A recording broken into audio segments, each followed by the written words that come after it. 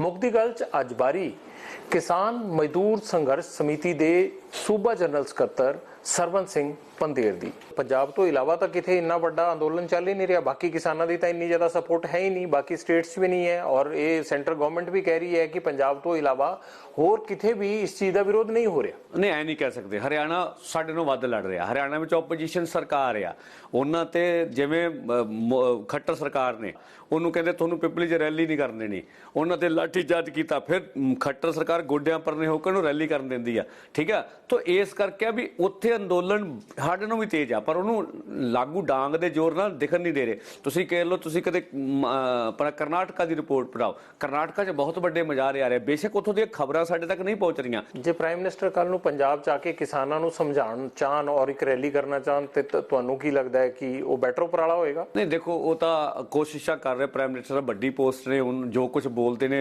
मेरे ख्याल उन्होंने समझाने वाली गल पंजाबी च, हिंदी च, अंग्रेजी च आ ही रही पंजाब च, ठीक है जी। उन्होंने नवा कुछ करने की लोड़ नहीं हैगी, पर जे प्राइम मिनिस्टर साहब इहो जी गल करनगे ਅਸੀਂ ਇਹਦਾ ਵਿਰੋਧ ਕਰਾਂਗੇ ਆਪਣੇ ਪੱਧਰ ਤੇ ਵੀ ਇਹ ਉਹਨਾਂ ਦੇ ਦੇਸ਼ ਨੂੰ ਗੁੰਮਰਾਹ ਕਰਨ। ਸਗੋਂ ਅਸੀਂ ਤਾਂ ਮੀਡੀਆ 'ਚ ਤੁਹਾਡੇ 'ਚ ਕਹਿੰਦੇ ਆ ਵੀ ਉਹ ਲੀਗਲੀ ਦੱਸਣ ਨਾ ਵੀ ਜੇ ਆਮਦਨ ਦੁੱਗਣੀ ਕਰਨੀ ਤੇ ਕਿਵੇਂ ਹੋਣੀ ਆ। ਅਸੀਂ ਤਾਂ ਸਵਾਲ ਕੀਤੇ ਮੀਡੀਆ ਥਰੂ ਵੀ ਸਾਡੇ ਖਾਦਾਂ ਤੇ ਰੇਟ ਵੱਧਦੇ, ਦਵਾਈਆਂ ਦੇ ਵੱਧ ਰਹੇ, ਸਾਡੇ ਖੇਤੀ ਮਸ਼ੀਨਰੀ ਦੇ ਵੱਧ ਰਹੇ, ਬੀਜਾਂ ਦੇ ਵੱਧ ਰਹੇ, ਲੇਬਰ ਸਾਡੀ ਵੱਧ ਰਹੀ ਹੈ। ਤੇ ਸਾਹਿਬ ਸਾਨੂੰ ਦੱਸੋ ਵੀ ਕਿਹੜੇ ਤਰੀਕੇ ਨਾਲ ਸਾਡੀ ਆਮਦਨ ਦੁੱਗਣੀ ਕਰਦੇ ਹੋ? ਸਾਡੇ ਫਸਲਾਂ ਦੇ ਰੇਟ ਤਾਂ ਘਟ ਰਹੇ ਨੇ, ਠੀਕ ਹੈ ਜੀ। ਜਿਹੜੇ ਸਰਕਾਰ ਦੇ ਆંકੜੇ ਆ ਰਹੇ ਆ ਵੀ ਜਿਹੜੇ ਅਦਰ ਸਟੇਟ ਨੇ ਉਹਨਾਂ ਦੀ ਆਮਦਨ ਸਾਲ ਦੀ 17,000 ਰੁਪਈਆ ਵਾ ਸਾਲ, ਸਰਕਾਰ ਦੇ ਪੰਜਾਬ ਦੀ 24,000 ਰੁਪਈਆ ਸਾਲ ਦੀ। ਤੁਸੀਂ ਦੂਣੀ ਵੀ ਕਰ ਦੋਗੇ 48,000 ਤੇ ਕੀ ਬਣ ਜੂਗਾ ਇਹਦੇ 'ਚ?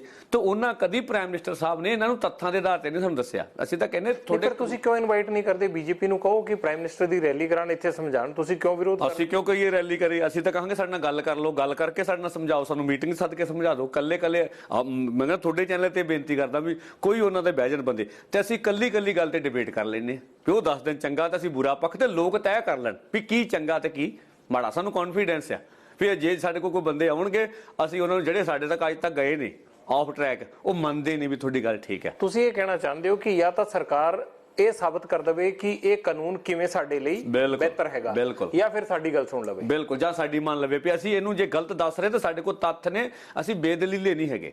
ਗੱਲ ਸਮਝਣ ਉਹ ਕਿਵੇਂ ਦੱਸਦੇ ਆ ਵੀ 21ਵੀਂ ਸਦੀ ਦੇ ਸਭ ਤੋਂ ਵਧੀਆ ਕਾਨੂੰਨ ਨੇ। ਪਰ ਸਰਕਾਰ ਨੂੰ ਕੀ ਲੋੜ ਪਈ ਹੈ ਝੂਠ ਬੋਲਣ ਦੀ? ਇੱਕ ਪ੍ਰਾਈਮ ਮਿਨਿਸਟਰ ਜਿਨ੍ਹਾਂ ਨੂੰ 300 ਤੋਂ ਜ਼ਿਆਦਾ ਸੀਟਾਂ ਮਿਲੀਆਂ ਹੋਣ, ਉਹ ਕਿਉਂ ਇਸ ਤਰ੍ਹਾਂ ਦਾ ਕਾਨੂੰਨ ਲੈ ਕੇ ਆਣਗੇ ਕਿ ਖਾਮਖਾ ਕਿਸਾਨ ਉਹਨਾਂ ਦੇ ਮਗਰ ਪੈ ਜਾਣ ਅਗਰ ਇਹਦੀ ਬੈਟਰਮੈਂਟ ਨਹੀਂ ਹੈ? ਤੁਹਾਨੂੰ ਕਿਉਂ ਲੱਗਦਾ ਹੈ ਕਿ ਇਹ ਦਾਅਵਾ ਸੈਂਟਰ ਗਵਰਨਮੈਂਟ ਦਾ ਠੀਕ ਨਹੀਂ ਹੈ? देखो वो तो कानून ही दस रहे। एक तो 5.5 साल उन्होंने राज किया, किसान उन्होंने उदों क्यों ना गल पे, बहुत सारिया चीज़ा उन्होंने उदों भी लैके आंदियां, ठीक है, देश लिए कोई हैक नहीं, पर किसान का नहीं गल पे।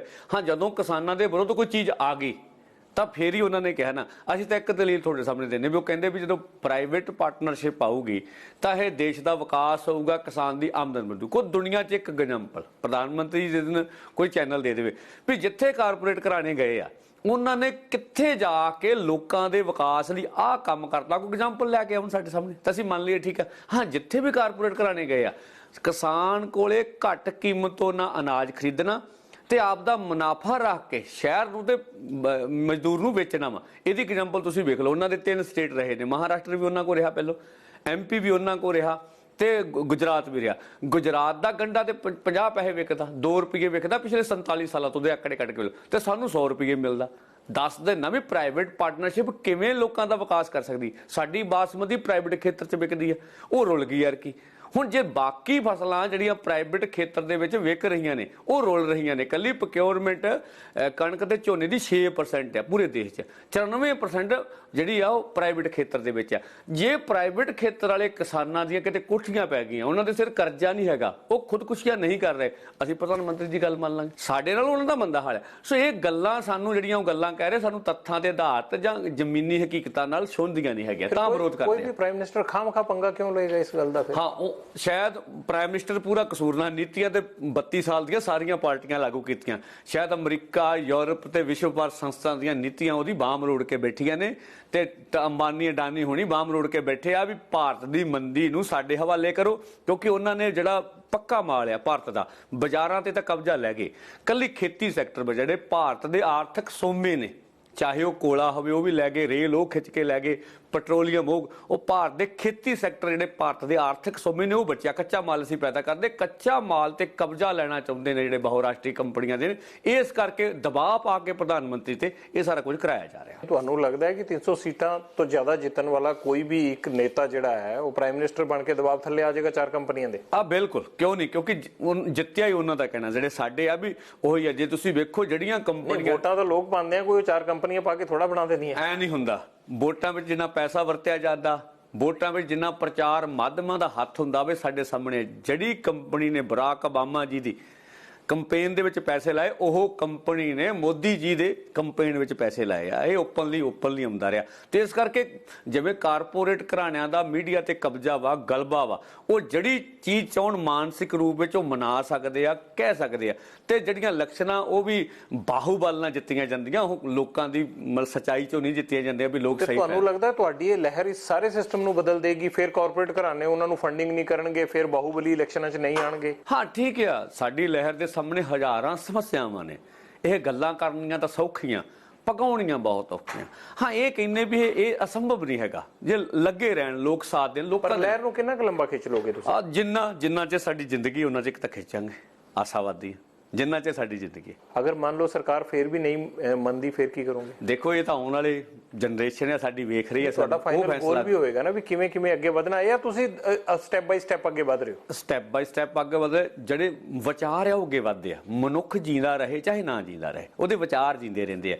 ਕੁਛ ਲਹਿਰ ਜਿਹੜੀ ਜਥੇਬੰਦੀਆਂ ਚੱਲਦੀਆਂ ਉਹਨਾਂ ਦੇ ਵਿਚਾਰ ਜੀਂਦੇ ਰਹਿੰਦੇ ਆ। ਮੇਰੇ ਮਨ ਤੋਂ ਬਾਅਦ ਵੀ ਕੋਈ ਆਊਗਾ ਜਿਹੜੀ ਇਹ ਸੱਚਾਈ ਨੂੰ ਲੈ ਕੇ ਜਾਊਗਾ, ਉਹਦੇ ਮਨ ਤੋਂ ਬਾਅਦ ਕੋਈ ਆਊ। ਬੀਜੇਪੀ ਦੇ ਕੁਝ ਲੀਡਰ ਕਹਿ ਰਹੇ ਹਨ ਕਿ ਇਹ ਨਕਸਲ ਫੋਰਸਿਸ ਜਿਹੜੀਆਂ ਹੈ ਉਹ ਪੰਜਾਬ 'ਚ ਐਜੀਟੇਸ਼ਨ ਚਲਾ ਰਹੀਆਂ, ਉਹਨਾਂ ਦੀ ਸਪੋਰਟ ਹੈ, ਨਕਸਲਾਈਟ ਫੋਰਸਿਸ ਦੀ ਸਪੋਰਟ ਹੈ ਇਸ ਐਜੀਟੇਸ਼ਨ ਨੂੰ। ਅਤੇ ਕਿ ਉਹ ਤਾਂ ਬੜਾ ਕੁਝ ਕਹਿੰਦੇ ਆ ਜੀ, ਵਿਚੋਲੀਏ ਆ, ਫਿਰ ਕਹਿੰਦੇ ਜੀ ਵਿਰੋਧੀ ਧਿਰ ਦਾ ਗੁੰਮਰਾਹ ਹੋਏ ਆ, ਠੀਕ ਹੈ। ਫਿਰ ਇਹ ਕਹਿੰਦੇ ਇਹਨਾਂ ਨੇ ਕਾਨੂੰਨ ਹੀ ਨਹੀਂ ਬਣੇ, ਫਿਰ ਕਹਿੰਦੇ ਇਹਨਾਂ ਨੂੰ ਸਮਝ ਹੀ ਨਹੀਂ ਆਈ, ਫਿਰ ਕਹਿੰਦੇ ਆ ਜੀ ਹੁਣ ਇਹ ਨਕਸਲੀ ਆ। ਉਹ ਤਾਂ ਬਹੁਤ ਕੁਝ ਕਹਿ ਰਹੇ ਆ ਵੀ ਜਿਹੜੀ ਅਸਲ ਧਾਰ ਆ ਭਾਜਪਾ ਵੱਲ, ਉਹ ਮੀਡੀਆ ਦੇ ਵਿੱਚ, ਕਿਉਂਕਿ ਜਦੋਂ ਭਾਜਪਾ ਦੇ ਵੱਡੇ ਲੀਡਰ ਬੋਲਦੇ ਨੇ ਉਹਨਾਂ ਦਾ ਬੋਲਣਾ, ਉਹ ਸਿਆਸੀਕਰਨ ਕਰਨਾ ਚਾਹੁੰਦੇ ਨੇ ਸਾਡੇ ਅੰਦੋਲਨ ਦਾ ਕਿਵੇਂ ਨਾ ਕਿਵੇਂ। ਜਿਵੇਂ ਮਸਲਨ ਵੀ ਕਿਸਾਨ ਅੰਦੋਲਨ ਨੂੰ 370 ਨਾਲ ਜੋੜਿਆ ਗਿਆ, ਉਹਦਾ ਕੋਈ ਲੈਣਾ ਦੇਣਾ ਨਹੀਂ ਹੈਗਾ। ਉਹ ਜਿਹੜੇ ਹਿੰਦੂ ਜਿਹੜੇ ਸਾਡੇ ਭਰਾ ਨੇ ਦੇਸ਼ ਦੇ ਵਿੱਚ ਕਿਸਾਨ ਨੇ, ਉਹਨਾਂ ਵਿੱਚ ਨਫ਼ਰਤ ਪੈਦਾ ਕਰਨ ਦੀ ਗੱਲ ਜਿਹੜੀ ਹਿੰਦੂ ਪੱਤਾ ਖੇਡਦੀ ਹੁੰਦੀ ਭਾਜਪਾ, ਉਹ ਖੇਡਣ ਦਾ ਯਤਨ ਕੀਤਾ ਗਿਆ, ਜਦ ਕਿ ਕਿਸਾਨ ਲਹਿਰ ਦਾ ਇਹਨਾਂ ਗੱਲਾਂ ਨਾਲ ਕੋਈ ਲੈਣਾ ਦੇਣਾ ਹੈ ਨਹੀਂ ਗਾ। ਬੀਜੇਪੀ ਕਹਿ ਰਹੀ ਹੈ ਅਸੀਂ ਹੁਣ ਇਸ ਬਿੱਲ ਦੇ ਆਉਣ ਤੋਂ ਬਾਅਦ 117 ਸੀਟਾਂ ਤੇ ਲੜਾਂਗੇ। ਦਾਅਵੇ ਜੋ ਕੋਈ ਮਰਜ਼ੀ ਕਰ ਲੇ, ਵੈਸੇ ਸਾਡੇ ਸਵਾਲ ਨਹੀਂ ਹੈਗੇ, ਜੋ ਮਰਜ਼ੀ ਕੋਈ ਦਾਅਵੇ ਕਰੇ, ਖੁਸ਼ੀ ਦੀ ਗੱਲ ਆ। ਸਾਡਾ ਇਲੈਕਸ਼ਨ ਨਾਲ ਕੋਈ ਲੈਣਾ ਦੇਣਾ ਪੰਜਾਬ 'ਚ ਜਿਹੜਾ ਮਰਜ਼ੀ। ਤੁਸੀਂ ਲੋਕਾਂ 'ਚ ਰਹਿੰਦੇ ਹੋ, ਤੁਸੀਂ ਬੀਜੇਪੀ ਦੀ ਕੀ ਪੋਲਿਟਿਕਸ ਦੇਖਦੇ ਹੋ? ਜੇਪੀ ਨੱਡਾ ਉਹਨਾਂ ਦੇ ਕੌਮੀ ਪ੍ਰਧਾਨ ਹੈਗੇ, ਉਹਨਾਂ ਨੇ ਕਿਹਾ ਕਿ ਅਸੀਂ 117 ਸੀਟਾਂ ਤੇ ਬੀਜੇਪੀ ਲੜੇਗੀ ਪੰਜਾਬ 'ਚ, ਔਰ ਤੁਸੀਂ ਦੇਖਣਾ ਕੀ ਰਿਜ਼ਲਟ ਆਉਣਗੇ। ਸਾਡਾ ਕੰਮ ਹੈ ਵੀ ਉਹ ਜੋ ਸਰਕਾਰ ਜ਼ੁਲਮ ਕਰ ਰਹੀ ਆ, ਜਿਹੜਾ ਲੋਕਾਂ ਨਾਲ ਇਸ ਕਿਸਮ ਦੇ ਕਾਨੂੰਨ ਲੈ ਕੇ ਆਈ ਆ, ਜਿਹੜੇ ਖੇਤੀ ਭਾਰਤ ਤੇ ਪੰਜਾਬ ਦੀ ਖੇਤੀ ਨੂੰ ਆਜ਼ਾਦ ਦੇਣਗੇ, ਸਾਨੂੰ ਖੇਤੀ 'ਚੋਂ ਬਾਹਰ ਕਰ ਦੇਣਗੇ, ਕਾਰਪੋਰੇਟ ਪੂਰੀ ਤਰ੍ਹਾਂ ਖੇਤੀ ਤੇ ਹਾਵੀ ਹੋਊਗਾ, ਉਹ ਗੱਲਾਂ ਲੋਕਾਂ 'ਚ ਲੈ ਕੇ ਜਾਣੀਆਂ ਕੋਈ ਵੀ। ਹਾਂ ਬਾਕੀ ਲੋਕ ਕੀ ਕਰਦੇ ਉਹਨਾਂ ਦਾ ਫੈਸਲਾ। ਨਹੀਂ 117 ਸੀਟਾਂ ਤੇ ਤੁਹਾਨੂੰ ਲੱਗਦਾ ਕਿ ਉਹ ਸਰਕਾਰ ਬਣਾਉਣ ਦੀ ਸਥਿਤੀ 'ਚ ਆ ਜਾਣਗੇ? ਨਹੀਂ ਜੀ, ਉਹਦਾ ਜ਼ਮਾਨਤਾਂ ਜ਼ਬਤ ਹੋ ਜਾਂਦੀਆਂ, ਸਾਡਾ ਸਵਾਲ ਨਹੀਂ ਹੈਗਾ। ਜੋ ਪਰ ਉਹ ਤਾਂ ਛਿੱਕੇ ਹੋਏ ਸਮਾਜ ਤੋਂ। ਤੁਸੀਂ 17 ਸੀਟਾਂ ਸੁੱਟੋ, ਸਮਾਜ ਪੰਜਾਬੀਆਂ ਨੇ ਛੇਕ ਦਿੱਤਾ ਉਹਨਾਂ ਨੂੰ, ਭਾਜਪਾ ਦੀ ਲੀਡਰਸ਼ਿਪ ਨੂੰ, ਪੰਜਾਬ ਵਾਲੀ ਨੂੰ, ਜਿਹੜੇ ਮਰਜ਼ੀ ਭਾਜਪਾ ਨੂੰ, ਤੇ ਪੰਜਾਬੀਆਂ ਨੇ ਛੇਕ ਦਿੱਤਾ ਵੀ ਤੁਸੀਂ ਸਾਡੇ ਕਿਤੇ। ਉਹ ਤਾਂ ਖਾਹ ਲੋਕਾਂ ਨੂੰ ਪ੍ਰਮੋਟ ਕਰਨ ਲਈ ਕੋਈ ਆਂਦਾ ਐ ਨੂੰ ਚਲਿਆ ਜਾਣਾ, ਕੋਈ ਉਹਨਾਂ ਦੇ ਬਿਆਨ ਵੀ ਉਹਨਾਂ ਦੀ ਹਤਾਸ਼ਾ ਚੋਂ ਜੱਗ ਜ਼ਾਹਰ ਕਰਦੇ।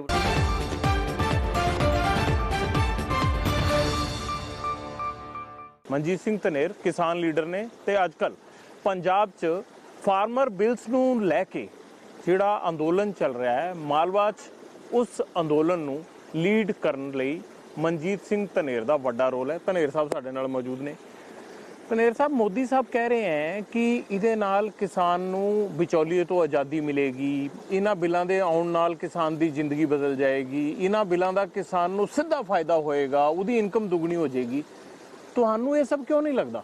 ਨਹੀਂ, ਸਾਨੂੰ ਮੋਦੀ ਵਾਲੀਆਂ ਗੱਲਾਂ ਕੁਛ ਤਾਂ ਠੀਕ ਲੱਗਦੀਆਂ ਉਹਦੀਆਂ, ਜਿਵੇਂ ਅਸੀਂ ਕਹਿੰਦੇ ਇਨਕਮ ਦੁੱਗਣੀ ਨਹੀਂ ਹੋਣੀ, ਉਹਦਾ ਝੂਠ ਹੈ। ਜ਼ਿੰਦਗੀ ਬਦਲ ਜੂਗੀ, ਕਿਸਾਨਾਂ ਦੀ ਜ਼ਿੰਦਗੀ ਜ਼ਰੂਰ ਬਦਲ ਜੂਗੀ।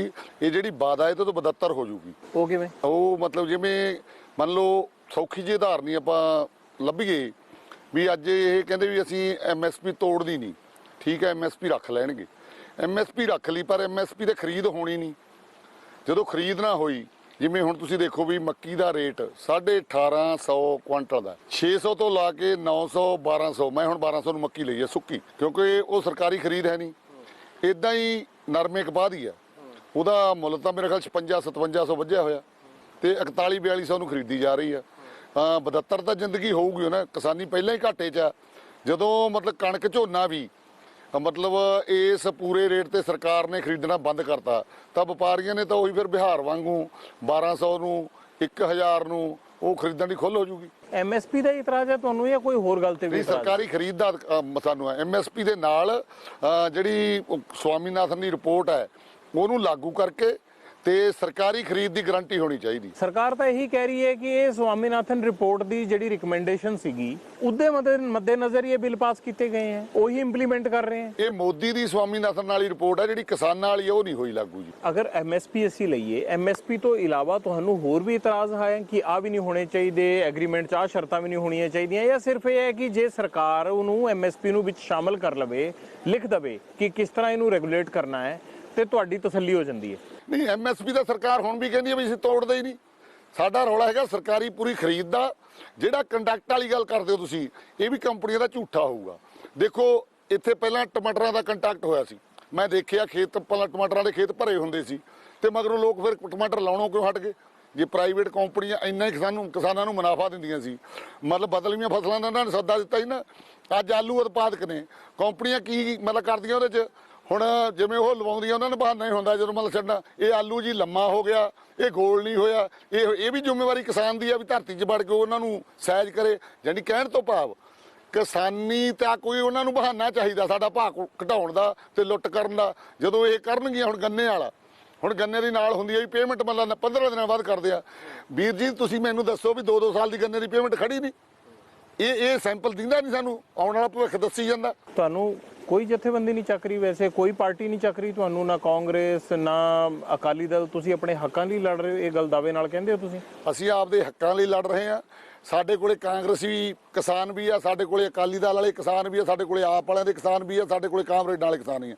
ਅਸੀਂ ਕਿਸਾਨੀ ਦੇ ਤੌਰ ਤੇ ਇਕੱਠੇ ਆ। ਅਸੀਂ ਉਹਨਾਂ ਦੇ ਸਿਆਸੀ ਪਾਰਟੀਆਂ ਦੇ ਲੀਡਰਾਂ ਨੂੰ ਨੇੜੇ ਨਹੀਂ ਢੁੱਕਣ ਦਿੰਦੇ ਵੀ ਤੁਸੀਂ ਆਪਦੀ ਵੋਟ ਪਾਲਿਸੀ ਆ ਜਿਹੜੀ ਆਪਦੀ ਪਾਸੇ ਰੱਖੋ, ਸਾਡੇ ਕਿਸਾਨਾਂ ਨੂੰ ਪਾੜੋ ਨਾ। ਕਿਉਂਕਿ ਅਸੀਂ ਇਹ ਗੱਲ ਸਮਝਦੇ ਹਾਂ ਬਈ ਇਹ ਕਹਿੰਦੇ 1947 'ਚ ਅਸੀਂ ਆਜ਼ਾਦ ਹੋ ਗਏ, ਠੀਕ ਆ, ਇਹ ਆਜ਼ਾਦ ਹੋ ਗਏ। ਜਿਹੜੇ ਮਤਲਬ ਮਜੀਠੀਏ, ਬਾਦਲ, ਅਮਰਿੰਦਰ ਵਰਗੇ ਲਾਣੇ ਇਹ ਆਜ਼ਾਦ ਹੋਏ ਆ ਸੱਚੀਓ ਹੀ, ਪਰ ਲੋਕ ਤਾਂ ਨਹੀਂ ਆਜ਼ਾਦ ਹੋਏ। ਲੋਕ ਤਾਂ ਅਸੀਂ ਇਹ ਕਹਿੰਦੇ ਆ ਵੀ ਇਹਨਾਂ ਨੇ ਅੰਗਰੇਜ਼ਾਂ ਨਾਲ ਸਮਝੌਤਾ ਕੀਤਾ। ਜਦੋਂ ਅੰਗਰੇਜ਼ਾਂ ਨੂੰ ਇੱਥੇ ਦਿਨ ਕੱਟਣੇ ਔਖੇ ਹੋ ਗਏ, ਉਹਨਾਂ ਨੇ ਕਿਹਾ ਵੀ ਹੁਣ ਅਸੀਂ ਸਿੱਧਾ ਤਾਂ ਇਹਨਾਂ ਨੂੰ ਲੁੱਟ ਨਹੀਂ ਸਕਦੇ ਹੈ ਨਾ, ਹਿੰਦੁਸਤਾਨ ਨੂੰ। ਉਹਨਾਂ ਨੇ ਆਪਦੇ ਦਲਾਲ ਪੈਦਾ ਕਰ ਲਏ ਇੱਥੇ। ਹੁਣ ਤੁਸੀਂ ਨਿਗਾਹ ਮਾਰ ਕੇ ਦੇਖੋ, ਜਾਣ ਲੱਗੇ ਅੰਗਰੇਜ਼ ਸਾਨੂੰ ਕੀ ਦੇ ਕੇ ਗਏ? 1947 ਦੇ ਦੰਗੇ। ਉਹਨਾਂ ਨੂੰ ਮਤਲਬ ਵੱਡਾ ਕੀ ਲੱਗੇ? 1919 ਦਾ ਸਾਕਾ ਕਿਉਂ ਹੋਇਆ? ਉਹਨਾਂ ਨੇ ਇਹ ਗੱਲ ਤੋੜੀ ਵੀ ਹਿੰਦੂ, ਸਿੱਖ, ਮੁਸਲਮਾਨ ਇਕੱਠੇ ਕਿਉਂ ਆ ਜਲਿਆਂਵਾਲੇ ਬਾਗ 'ਚ ਗੋਲੀਆਂ ਨਾਲ ਭੁੰਨ ਤੇ। ਉਹ ਉਹਨਾਂ ਦੀ ਨੀਤੀ ਸੀ ਵੀ ਇਹ ਪਾੜੋ ਤੇ ਰਾਜ ਕਰੋ। ਲੋਕ ਫੇਰ ਵੀ ਪਾਟੇ ਨਹੀਂ ਸੀ ਨਾ, ਅੰਗਰੇਜ਼ਾਂ ਨੂੰ ਜਾਣਾ ਪੈ ਗਿਆ। ਅੱਜ ਜਿਹੜੇ ਇਹ ਲੋਕ ਨੇ, ਇਹ ਅੰਗਰੇਜ਼ਾਂ ਦੀਆਂ ਪੈੜਾਂ ਤੋਂ ਨਹੀਂ ਨੰਗੇ ਹੋਏ ਨੇ। ਪਾੜੋ ਤੇ ਰਾਜ ਕਰੋ ਨੀਤੀ ਇਹਨਾਂ ਕੋਲੇ ਆ। ਤੁਸੀਂ ਵਾਕਈ ਪੋਲੀਟੀਕਲ ਮੋਟੀਵੇਟਿਡ ਨਹੀਂ ਹੋ? ਜਿਹੜਾ ਇਲਜ਼ਾਮ ਬਾਰ-ਬਾਰ ਲਗਾਇਆ ਜਾ ਰਿਹਾ, ਕੋਈ ਕਹਿੰਦਾ ਇਹਦੇ ਤੋਂ ਕਾਂਗਰਸ ਕਰਵਾ ਰਿਹਾ, ਕੋਈ ਕਹਿੰਦਾ ਇਹ ਅਕਾਲੀ ਦਲ ਦੇ ਚੱਕੇ ਹੋਏ ਹੈ, ਕੋਈ ਕਹਿੰਦਾ ਇਹ ਬੀਜੇਪੀ ਦੇ ਖਿਲਾਫ ਹੈ, ਤੇ ਕੋਈ ਪੋਲੀਟੀਕਲ ਮੂਵ ਤੁਹਾਡੇ ਪਿੱਛੇ ਕੰਮ ਨਹੀਂ ਕਰ ਰਹੀ ਹੈ? ਨਹੀਂ ਜੀ, ਸਾਡੇ ਪਿੱਛੇ ਨਹੀਂ ਕੋਈ ਵੀ ਕਰਦੀ। ਜਿਹੜੀ ਹੈ ਸਾਡੇ ਦਿਮਾਗਾਂ 'ਚ ਹੀ ਆ। ਸਾਡੇ ਜਿੰਨੇ ਕਿਸਾਨ ਆਗੂ ਆ ਨਾ, ਸਾਡੇ ਦਿਮਾਗਾਂ 'ਚ ਕਰਦੀ ਆ। ਪਰ ਸਾਨੂੰ ਪਿੱਛੇ ਅਸੀਂ ਕਿਸੇ ਦੇ ਚੱਕੇ ਹੋਏ ਨਹੀਂ। ਸਾਨੂੰ ਜਿੰਨੀ ਕੁ ਸੂਝ ਆ, ਸਿਆਸਤਦਾਨ ਆ ਅਸੀਂ, ਐਨ ਵੀ ਅਸੀਂ ਸਿਆਸਤਦਾਨ ਨਹੀਂ। ਸਾਨੂੰ ਪਤਾ ਇਹਨਾਂ ਲਟੇਰਿਆਂ ਤੋਂ ਬਚਣਾ ਕਿਵੇਂ, ਉਹ ਸਾਡੀ ਸਿਆਸਤ ਆ। ਸਿਆਸਤ ਤੋਂ ਬਿਨਾਂ ਹੁਣ ਕੌਣ ਆ? ਧਨੇਰ ਸਾਹਿਬ, ਇਹ ਮੂਵਮੈਂਟ ਨੂੰ ਕਿੰਨਾ ਕੁ ਲੰਬਾ ਖਿੱਚ ਲੋਗੇ? ਇੱਕ ਧਰਨਾ ਚਲਾਉਣਾ ਹੋਵੇ, ਉਸ ਧਰਨੇ ਤੇ ਖਾਸਾ ਪੈਸਾ ਖਰਚ ਆਉਂਦਾ ਹੈ। ਰੋਟੀ ਪਾਣੀ ਤੋਂ ਲੈ ਕੇ, ਟੈਂਟ ਤੋਂ ਲੈ ਕੇ, ਬੱਤੀਆਂ ਤੋਂ ਲੈ ਕੇ ਹੋਰ ਤਮਾਮ ਤਰ੍ਹਾਂ ਦੇ ਇੰਤਜ਼ਾਮ ਕਰਨੇ ਪੈਂਦੇ ਆ। ਇੰਨਾ ਲੰਬਾ ਚੌੜਾ ਕਿਸਾਨ ਕਿੱਦਾਂ ਪ੍ਰਬੰਧ ਕਰੇਗਾ? ਕਿੰਨੀ ਦੇਰ ਤੱਕ ਕਰੇਗਾ? ਦੇਖੋ, ਜਿੱਥੋਂ ਤੱਕ ਰੋਟੀ ਪਾਣੀ ਵਾਲੀ ਆ, ਉਹ ਪੰਜਾਬ ਦੇ ਮੁਹਿੰਮਾਂ ਪਹਿਲਾਂ ਤੋਂ ਲੜੀਆਂ ਹੋਈਆਂ। ਲੋਕਾਂ ਰੋਟੀ ਪਾਣੀ ਦੀ ਕਿਤੇ ਟੋੜ ਨਹੀਂ ਆਉਂਦੀ ਹੁੰਦੀ, ਪ੍ਰਬੰਧ ਹੋ ਜਾਂਦੇ ਆ। ਠੀਕ ਆ, ਐਸਜੀਪੀਸੀ ਨੇ ਵੀ ਕਹਿਤਾ ਵੀ ਅਸੀਂ ਗੁਰਦੁਆਰੇ 'ਚੋਂ ਲੰਗਰ ਭਜਵਾਵਾਂਗੇ। ਦਰੀਆਂ ਚਲੋ ਉਹਨਾਂ ਨੇ ਵੀ ਕਹਿਤਾ, ਉਹਨਾਂ ਵਾਲੀ ਦੇਖ ਲੈ ਕਿਹੋ ਜਿਹੀ ਆਉਂਦੀ ਆ। ਜਿਹੜੇ ਆਮ ਲੋਕਾਂ ਨੇ ਵੀ ਲੰਗਰ ਲਾਤੇ, ਪਿੰਡਾਂ 'ਚ ਲੰਗਰ ਲੱਗਣਗੇ। ਤੁਸੀਂ ਦੇਖਿਓ, ਇਹ ਪੰਜਾਬ ਦਾ ਵਿਰਸਾ ਭੁੱਖਿਆ ਤਾਂ ਨਹੀਂ ਇੱਥੇ ਰਹਿੰਦਾ ਕੋਈ। ਜਿੱਥੋਂ ਗੱਲ ਦੂਜੀ ਆ, ਅਸੀਂ ਅਪੀਲ ਵੀ ਕੀਤੀ ਆ ਸਾਡੇ ਜਿਹੜੇ ਸ਼ਹਿਰੀ ਭਾਈਚਾਰੇ ਆ, ਕਿਉਂਕਿ ਉਹ ਜਿਵੇਂ ਤੁਹਾਨੂੰ ਮਾਲ ਵਾਲੀ ਗੱਲ ਕਰਕੇ ਵੀ ਇੱਕ ਮਾਲ ਨੇ ਅੱਧਾ ਬਰਨਾਲਾ ਖਾ ਜਾਣਾ। ਜਿਹੜਾ ਵੱਡਾ ਮਾਲ ਆ ਕੰਪਨੀ ਦਾ, ਉਹਨੇ ਅੱਧਾ ਬਰਨਾਲਾ ਖਾਣਾ। ਉਹਨਾਂ ਨੂੰ ਦੀਦਾ, ਉਹ ਸਾਡੀ ਹੈਲਪ ਕਰਦੇ ਆ, ਪੁੱਛ ਕੇ ਜਾਂਦੇ ਆ ਸਾਨੂੰ। ਸਾਡੀਆਂ ਹੁਣ ਸਟੇਜਾਂ ਲੱਗਣੀਆਂ, ਉੱਤੇ ਪੰਡਾਲ ਲੱਗਣੇ, ਉਹਨਾਂ ਦਾ ਖਰਚਾ ਆਉਣਾ, ਉਹ ਸਾਡੀ ਮਦਦ ਕਰਨਗੇ। ਸਾਨੂੰ ਭਰੋਸਾ ਦਿਵਾ ਕੇ ਗਏ ਆ। ਅਸੀਂ ਉਹਨਾਂ ਨੂੰ ਅਪੀਲ ਵੀ ਕੀਤੀ, ਤੁਸੀਂ ਖਰਚਾ ਚੱਲਦਾ ਕਰੋ, ਕਿਸਾਨ ਤਾਂ ਪਹਿਲਾਂ ਹੀ ਨੰਗਾ। ਵੀ ਲੜਾਈ ਇਕੱਲੇ ਕਿਸਾਨਾਂ ਦੀ ਨਹੀਂ ਹੈ, ਕਿਰਤੀ ਲੋਕਾਂ ਦੀ ਲੜਾਈ ਆ। ਅਸਲ 'ਚ ਕਿਰਤੀ ਲੋਕ ਬਣਦਾ ਹਿੱਸਾ ਦੇਣਗੇ ਤੇ ਸੰਘਰਸ਼ ਚੱਲੂਗਾ।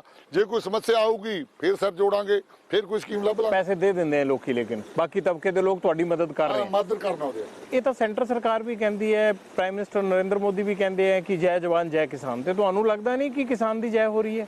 ਕਿਸਾਨ ਦੀ ਜੈ ਕਿੱਥੇ ਜੀ? ਕਿਸਾਨ ਤਾਂ ਟਾਹਲੀਆਂ ਨਾਲ ਲਮਕੀ ਜਾਂਦਾ। ਤੁਸੀਂ ਕਿਸਾਨ ਦੀ ਜੈ ਕਹਿੰਦੇ ਹੋ, ਜੈ ਤਾਂ ਲਟੇਰਿਆਂ ਦੀ ਹੋ ਰਹੀ ਆ, ਕਿਸਾਨਾਂ ਦੀ ਜੈ ਨਹੀਂ ਹੋਈ। ਇੱਕ ਗੱਲ ਦੱਸੋ ਧਨੇਰ ਸਾਹਿਬ, ਇੱਥੇ ਕੋਈ ਇੱਕ ਇਹ ਮੇਰੇ ਮਨ 'ਚ ਇਹ ਗੱਲ ਆਉਂਦੀ ਹੈ ਕਿ ਸਭ ਕੁਝ ਠੀਕ ਚੱਲ ਰਿਹਾ ਸੀ ਤੇ ਇੱਕ ਪ੍ਰਾਈਮ ਮਿਨਿਸਟਰ ਆਪਣੇ ਖਿਲਾਫ ਇੱਕ ਸਟੇਟ ਦੇ ਕਿਸਾਨ ਨੂੰ ਕਿਉਂ ਕਰ ਲੇਗਾ? ਤੁਹਾਨੂੰ ਕੀ ਲੱਗਦਾ ਹੈ ਕਿ ਇਹ ਕਿਉਂ ਹੋਇਆ? ਫਿਰ ਕਿਸੇ ਬੰਦੇ ਦੀ ਸੋਚਣੀ ਹੁੰਦੀ ਆ। ਅਸਲ 'ਚ ਮੈਂ ਇਹ ਗੱਲ ਕਹਿਣਾ, ਜਿਹੜਾ ਭਾਰਤ ਦਾ ਪ੍ਰਧਾਨ ਮੰਤਰੀ ਆ ਉਹ ਸਾਨੂੰ ਹਿੰਦੁਸਤਾਨੀ ਲੋਕ ਨਹੀਂ ਬਣਾਉਂਦੇ। ਉਹਨੂੰ ਜਿਹੜੀਆਂ ਵੱਡੀਆਂ ਕੰਪਨੀਆਂ ਨੇ ਉਹ ਤੈਅ ਕਰਦੀਆਂ ਵੀ ਹੁਣ ਦਿੱਲੀ ਦੇ ਰਾਜ ਭਾਗ ਤੇ ਬਹਾਉਣਾ ਕਿਹਨੂੰ ਆ।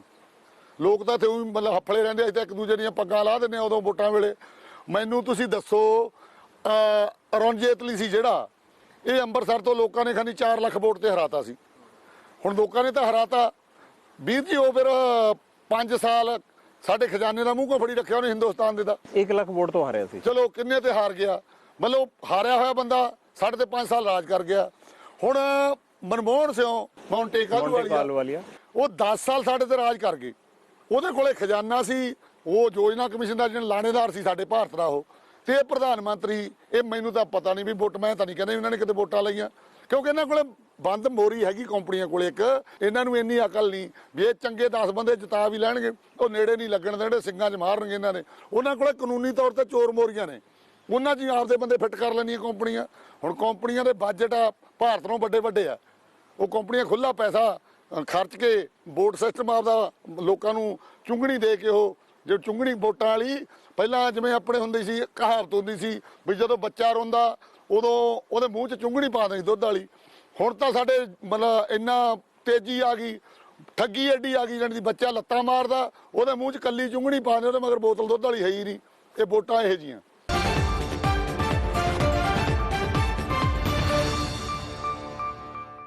बीजेपी इतने स्ट्रॉन्ग बहुमत के साथ दिल्ली में बैठी है, लेकिन एनडीए के साथी टूट रहे हैं। ये भरोसा क्यों टूट रहा है? ये जो एनडीए की बात कहते हो, ये एनडीए ऑन पेपर है, एक्चुअल एनडीए नहीं है। एनडीए का मतलब होता है कि हर 3 महीने बाद या 6 महीने बाद मीटिंग हो, लीडर्स की मीटिंग हो और विचार हो कि ये लॉज लाने हैं, क्या आपकी व्यूज़ हैं, इसमें क्या चाहिए आपको। ये तो कभी हुआ ही नहीं, कभी भी नहीं, कभी नहीं। जैसे आप अखबार में पढ़ते हो वैसे हम पढ़ते हैं। ये क्या वजह है? फिर एनडीए किस चीज़ का हुआ? मैंने कई बार मीटिंग में, एक बार हुई थी, उन्होंने पार्लियामेंट से सेशन से पहले जब बुला लेते हैं, just before the parliament, customary होता है। मैंने बोला था कि अलायंस और एनडीए का मतलब तभी होगा ना कि अगर जो पार्टी हेड्स हैं, मुझे नहीं मालूम कि एनडीए, अभी मुझे याद नहीं पिछले 6 साल से कब एनडीए के जो प्रेसिडेंट्स हैं उनको बुलाया गया हो for a cup of tea to discuss individual states और individual area whichever they represent. कभी नहीं। ये जितने भी कानून हैं कभी भी डिस्कशन नहीं हुई। आपने कभी प्राइम मिनिस्टर को या उनके पार्टी चीफ को ये बात बोली नहीं कि जब एनडीए में बातचीत ही नहीं करनी है तो फिर ये काहे का रिश्ता है, ये मंत्री पद? और मैंने नीचे तो कई बार इनके मैंने उनके पार्टी प्रेसिडेंट को भी बोला था, कई बार बोला था। मैंने पार्टी की मीटिंग में एक बार कहा था, मैं क्या कम से कम मीटिंग हो, हमें मालूम हो कि ये हमारे एलाइज है, अगर किसी एलाई की हमें जरूरत पड़े कभी, so there is no meeting, no confidence, there is no confidence among each ally that they be a part of the allies. आपने पिछले 15 साल में, मैंने 100 बार सुना होगा आपसे मुंह से, चाहे आप स्टेट पॉलिटिक्स में थे, चाहे सेंटर में चले गए, और प्रकाश सिंह बादल से भी जब भी हम सवाल पूछते थे, चाहे आपको डिप्टी सीएम बनाना हो या फिर कोई और मसला आता था, सीट शेयरिंग का मसला आता था, आप हमेशा आप लोगों ने ये बात कही कि ये तो नाखून और मांस का रिश्ता है, खत्म नहीं होगा, ये घी और खिचड़ी का रिश्ता है, घी कभी खिचड़ी से अलग नहीं हो सकता। तो फार्मर इशू पे ऐसी क्या नौबत आई कि आप लोगों को ये लगता है कि बीजेपी ने पंजाब के हक में फैसला नहीं किया, और क्यों आप उनको कन्विंस नहीं कर पाए? पहली बात, ये जो फार्मर ऑर्डिनेंस लाए गए, हमें कोई नॉलेज नहीं थी। उस फार्मर ऑर्डिनेंस में क्या हो रहा है, क्या डल रहा है, हमें एक बार भी नहीं बुलाया गया। और ये मुझे लगता अब मालूम चला है कि जब उनके यूनियन मिनिस्टर ने पार्लियामेंट में बुलाया कि ये पिछले साल 1.5 साल के 7 चीफ मिनिस्टर्स की मीटिंग उनका कमेटी बनाई थी, जिसमें पंजाब का chief minister captain Amarinder Singh और मध्य प्रदेश का चीफ मिनिस्टर कमलनाथ वो मेंबर थे, और इनकी रिकमेंडेशन से बनी। पर वो तो बना दी, पर जो अलाइज हैं, जैसे श्रोमणी अकाली दल किसानों को रिप्रेजेंट करता है। मैंने पार्लियामेंट भी बोला था कि हमारे 95% हमारी लीडरशिप किसान आप है, आप खेती करते हैं, और हमारे 99% काडर खेती करता है। तो ये फार्मर्स बिल लाए जा रहे हैं, कम से कम हमें पूछा तो जाए।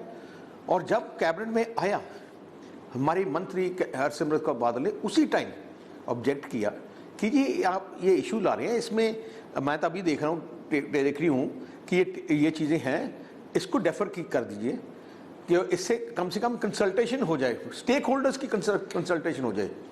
उस टाइम कैबिनेट में उन्होंने बोला गया कि आप ऐसे कीजिए, ये तो ऑर्डिनेंस है, 2 महीने 2.5 महीने लगेंगे एक्ट लाने के लिए, आपकी जो ऑब्जेक्शन आप लेके आएंगे हम आपको तो वो इंक्लूड कर लेंगे।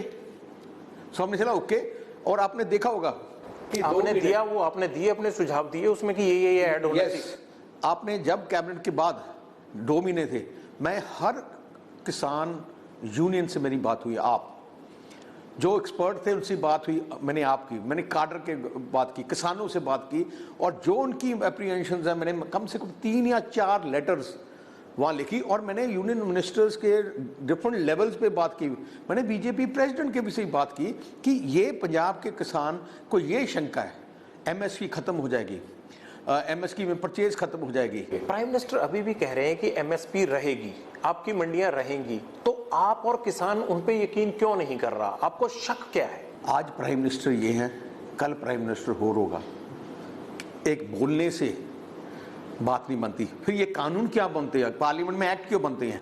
एक्ट इसलिए बनते हैं ना कि इसको लीगल बाइंडिंग फ्रेमवर्क हो। अगर प्राइम मिनिस्टर की अश्योरेंस की हर चीज हो तो ये एक्ट बनाने की जरूरत नहीं है। तो हमने प्राइम मिनिस्टर को रिक्वेस्ट की, आप एक्ट में क्यों डालते? आप अगर बोल रहे हो कि एमएसपी रहेगी तो डाल दो एक्ट में। वो एक्ट में क्यों नहीं डालना चाहते? मैं वही ड्राफ्ट से क्यों मिसिंग है वो? मैं वही बात है ना, मैंने जब उनके पास लास्ट में जब हम उनके पास गए तो ऐसे लग रहा था कि हमें अटॉर्नी जनरल से व्यू लेनी है, ये व्यू लेनी है, वो चलता रहा। पार्लियामेंट सेशन इमीडिएटली बुलाया गया। उस टाइम हमने बड़ा क्लियरली बोला कि आप इस एक्ट को इस पार्लियामेंट में ना लेके आए सेशन में, जब तक जैसे आपने श्योर किया था सब जो शंकाएं हैं वो सब दूर ना करें।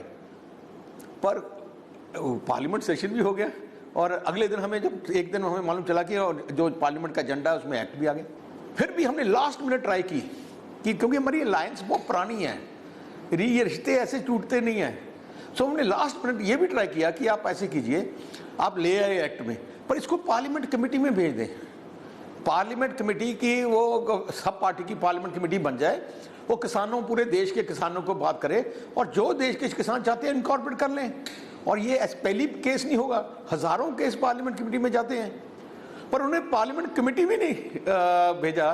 सो then we said we can't. Sukhbir ji, कोई फार्मूला है कि किसान जहां आज बैठा है पंजाब का, उसको वापस अपने खेतों में लाया जा सके? ये मसला हल होने के लिए कोई फार्मूला है जो आप केंद्र को दे सकते हो? केंद्र को तभी देंगे अगर केंद्र चाहेगा। अगर क्या हो सकता है इसमें? कैसे खत्म हो सकता है एजुकेशन? कैसे किसान कन्विंस हो सकता है? सबसे बड़ा है एमएसपी, जैसे राइट टू फूड है, एक्ट नहीं है right to food, right to work इन्होंने नरेगा किया है, right to education act pass किया है, राइट टू फार्मर्स के लिए right to MSP and right to purchase होना चाहिए। एमएसपी पे परचेज, वे प्राइवेट खरीदे या सरकारी खरीद, एमएसपी से कम कोई ना खरीद सके, इतनी 2 लाइनें की बात है। एंड मुझे ना देश के किसान अप्रिशिएट करेंगे देश के प्रधानमंत्री जी को अगर ये राइट टू फार्मर्स का राइट फंडामेंटल राइट बना दें। देश के किसान जो आत्महत्या कर रहे हैं वो बच जाएंगे। ये आत्महत्या क्यों करते हैं? एक्सप्लॉइट होके होते हैं कि एमएसपी की कम फसल बिकती है। ये जो हमारी मेज है पंजाब में, एमएसपी डिक्लेयर की 1600-1700 है और 650 रुपये में बिकी है फसल। जो गंडे हैं, टमाटर हैं, जो आप देखना कि रुलते हैं 1-1 रुपये में किसानों के जी पे मिलते थे। अगर एमएसपी हो और जिसने खरीदना उससे कम ना खरीद सके, किसान बच जाएगा। अगर किसान बच गया तो देश बच जाएगा। 2022 के चुनाव में ये सबसे बड़ा मुद्दा होगा जो किसान आंदोलन हो रहा है। शिरोमणि अकाली दल का मुकाबला किससे है? कांग्रेस से, कांग्रेस और आम आदमी पार्टी से? यहाँ पंजाब में आम आदमी पार्टी तो बिल्कुल ही खत्म हो गई है। आपने देखा पार्लियामेंट इलेक्शन में 6% उनमें वोट परसेंटेज 6% रह गई है। लड़ाई कांग्रेस के साथ ही होगी, जो एक्चुअल लड़ाई है।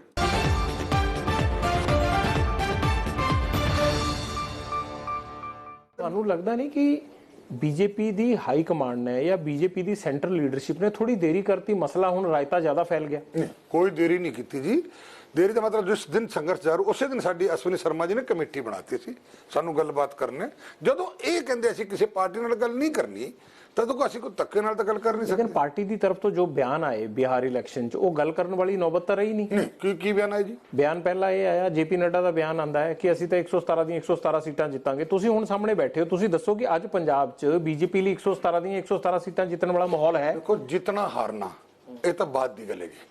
ਅੱਜ ਮੇਰੇ ਕਹਿਣ ਨਾਲ ਨਹੀਂ ਜਿੱਤੀ ਜਾਣੀਆਂ ਔਰ ਓਪੋਜੀਸ਼ਨ ਪਾਰਟੀ ਕਿਸੇ ਦੇ ਕਹਿਣ ਨਾਲ ਹਾਰੀ ਨਹੀਂ ਜਾਣੀਆਂ। ਇਹ ਤਾਂ ਦੇਖੋ ਪੋਲਿਸੀ ਦੀ ਮੈਟਰ ਹੈ। ਕਿਸ ਖੜਾ ਤੁਸੀਂ ਮਾਹੌਲ ਤਾਂ ਦੱਸੋ ਨਾ, ਹਕੀਕਤ ਕਿਆ ਹੈ ਕਿ ਅੱਜ ਬੀਜੇਪੀ ਲਈ ਮਾਹੌਲ ਹੈ ਮਾਕੂਲ ਜਿੱਤਣ ਵਾਲਾ? ਦੇਖੋ, ਜਦੋਂ ਅਸੀਂ ਗੱਲ ਕਰਾਂਗੇ ਨਾ ਜੀ, ਅਸੀਂ ਕੰਮ ਕੀਤਾ ਹੈ, ਕਿਸਾਨਾਂ ਦੇ ਵੀ ਕੰਮ ਕੀਤਾ ਔਰ ਲਾਲ ਬਹਾਦਰ ਸ਼ਾਸਤਰੀ ਨੇ ਇੱਕ ਨਾਰਾ ਲਾਇਆ ਸੀ, ਜੈ ਜਵਾਨ ਜੈ ਕਿਸਾਨ।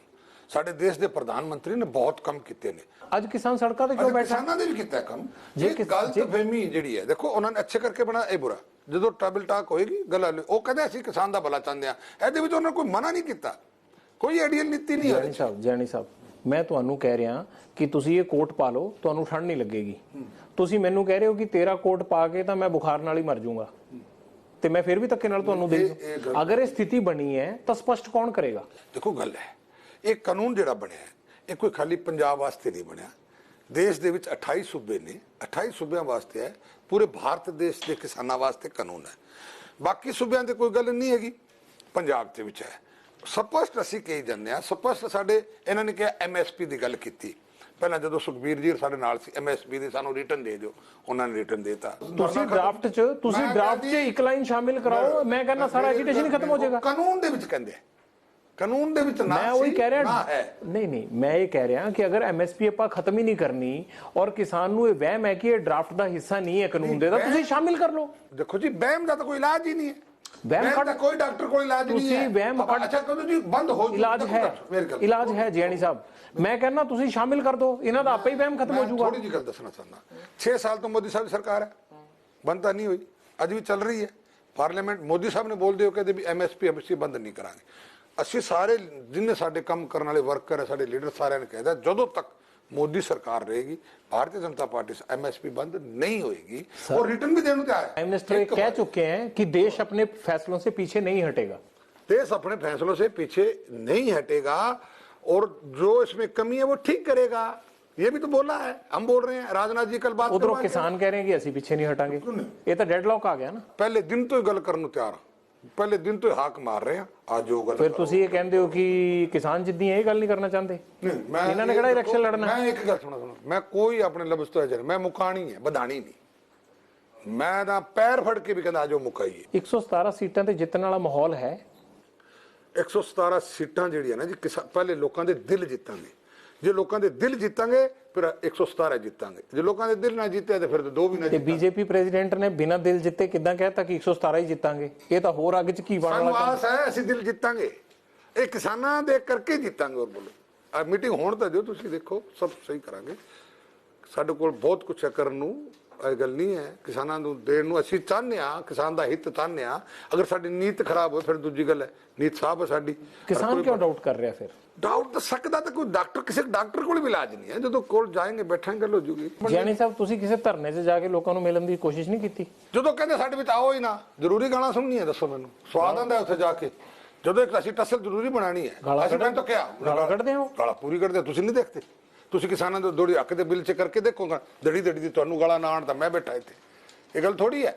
ਤੇ ਜਦੋਂ ਕਿਸਾਨ ਕਹਿੰਦੇ ਅਸੀਂ ਕਿਸਾਨ ਸਾਡੇ ਅੰਨਦਾਤਾ ਹੈ, ਕਿਸਾਨ ਕਹਿੰਦੇ ਪਿੰਡ 'ਚ ਨਹੀਂ ਜਾਣਾ ਤਾਂ ਨਹੀਂ ਜਾਵਾਂਗੇ। ਹੋਰ ਬੋਲੋ, ਕਿਸਾਨ ਕਹਿੰਦੇ ਅਗਰ ਦੇਖੋ ਅੰਨਦਾਤਾ ਜਿਹਨੂੰ ਮੰਨ ਲਿਆ, ਫਿਰ ਉਹਦੇ ਵਿੱਚ ਅੰਨਦਾਤਾ ਨਾਲ ਕਾਹਦੀ ਲੜਾਈ ਹੈ ਜੀ? ਸਾਡੀ ਲੜਾਈ ਹੈ ਤਾਂ ਕਾਂਗਰਸ ਨਾਲ ਹੈ, ਸਾਡੀ ਲੜਾਈ ਹੈ ਤਾਂ ਆਮ ਆਦਮੀ ਅਕਾਲੀ ਦਲ ਨਾਲ ਹੈ, ਔਰ ਉਹ ਲੜਾਈ ਅਸੀਂ ਲੜ ਲਾਂਗੇ। ਹੁਣ 22 ਦਾ ਇਲੈਕਸ਼ਨ ਆਊਗਾ, ਅਸੀਂ ਲੜ ਲਾਂਗੇ। ਕਿਸਾਨ ਨਾਲ ਕਾਹਦੀ ਲੜ? ਕਿਸਾਨ ਦੇ ਹੌਸਲੇ ਨਾਲ ਤਾਂ ਅਸੀਂ ਜਿੱਤਣਾ। ਕਿਸਾਨ ਦੇ ਸਾਡੇ ਸਾਥ ਨਹੀਂ ਉਹਦਾ ਕੀ ਇਲੈਕਸ਼ਨ ਜਿੱਤਣਾ? ਪਰ ਅੱਜ ਦੀ ਡੇਟ 'ਚ ਤਾਂ ਪੰਜਾਬ 'ਚ ਸਪੋਰਟ ਹੈ ਨਹੀਂ ਤੁਹਾਨੂੰ। ਤੁਸੀਂ ਗੱਲ ਸੁਣੋ ਮੈਨੂੰ, ਸੁਣਾਓ। ਬੰਦੇ ਨੂੰ ਖੁਸ਼ ਹੁੰਦੇ ਦੇਰ ਲੱਗਦੀ ਹੈ, ਨਾਰਾਜ਼ ਹੁੰਦੇ ਦੇਰ ਲੱਗਦੀ ਹੈ। ਦੱਸੋ ਕੋਈ ਹੈ ਫਾਰਮੂਲਾ ਖੁਸ਼ ਕਰਨ ਦਾ? ਇਨਸਾਨੀਅਤ ਫਿਤਰਤ ਹੈ। ਤੁਸੀਂ ਮੇਰੇ ਤੋਂ ਨਾਰਾਜ਼ ਹੋ, ਮੈਂ ਤੁਹਾਨੂੰ ਸਤਿ ਸ੍ਰੀ ਅਕਾਲ ਕਹਿੰਦਾ, ਤੁਸੀਂ ਰਾਜੀ ਹੋ ਜਾਓਗੇ, ਫਿਰ ਗੱਲ ਮੁੱਕ ਗਈ। ਪਰ ਕਿਸਾਨ ਤਾਂ ਸਤਿ ਸ੍ਰੀ ਅਕਾਲ ਤੁਹਾਡੀ ਲੈ ਨਹੀਂ ਰਹੇ ਹਲੇ। ਲੈ ਲੈਣਗੇ ਨਾ, ਜਾਣਗੇ ਜਦੋਂ ਗੱਲ ਹੈ, ਅਸੀਂ ਬੈਠੇ ਗੱਲ ਕਰਾ ਦਾਂਗੇ। ਅਸੀਂ ਕਿਸਾਨਾਂ ਨਾਲ ਕੋਈ ਗੱਲ ਨਹੀਂ, ਨਾ ਕਿਸਾਨਾਂ ਨਾਲ ਲੜਾਈ ਸਾਡੀ, ਨਾ ਗੱਲ। ਤੇ ਉਹ ਕਿਸਾਨ ਸਾਡੇ ਅੰਨਦਾਤਾ ਹੈ। ਅੱਛਾ, ਕਿਸਾਨਾਂ ਬਾਰੇ ਸਾਡਾ ਲੀਡਰ ਕੋਈ ਗਲਤ ਗੱਲ ਵੀ ਨਹੀਂ ਕਹਿੰਦਾ।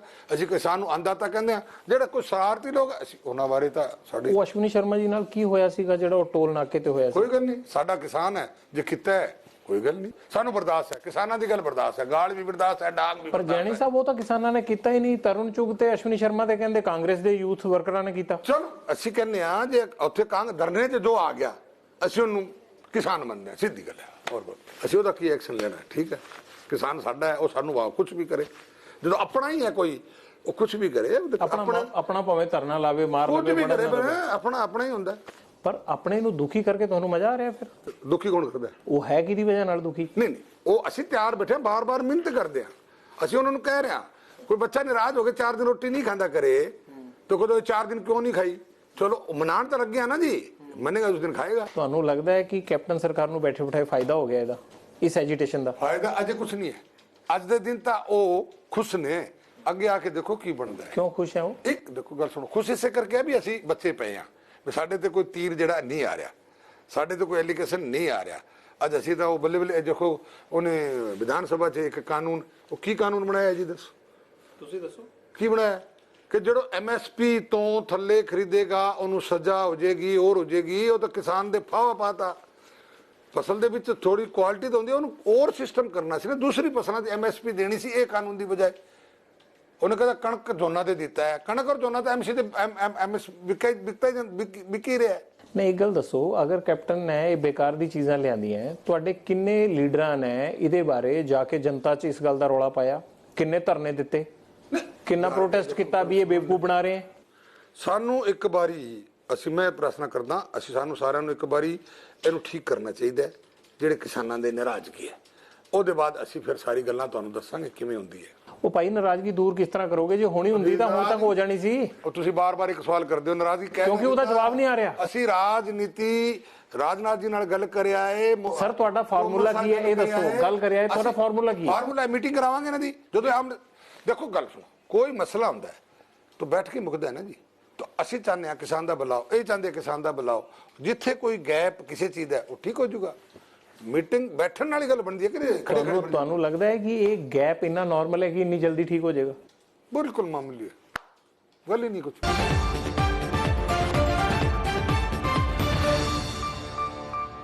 रावत साहब, आप एक मंच पे ले आए बहुत सारे नेताओं को, आपने पीस मेकर के तौर पर बहुत जबरदस्त काम किया, लेकिन जो मोघा के मंच पे फिर मंच से हुआ, उसका भी लोकतांत्रिक पार्टी में काफी हल्ला मचा होगा, जो नवजोत सिंह सिद्धू ने माइक पर कहा।